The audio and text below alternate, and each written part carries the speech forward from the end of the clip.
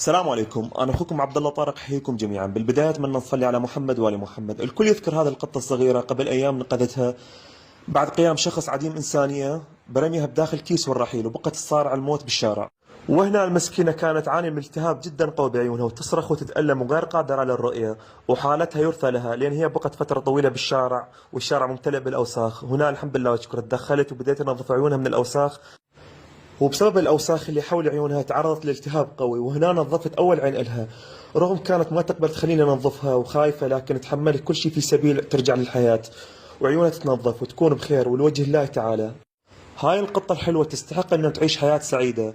وهنا الحمد لله وشكر انتهيت من تنظيف العين الثانية، وبعد تنظيف عيونها بالكامل راح نستخدم قطرات مخصصة للالتهاب، قطرات البايو تشينتا دروب.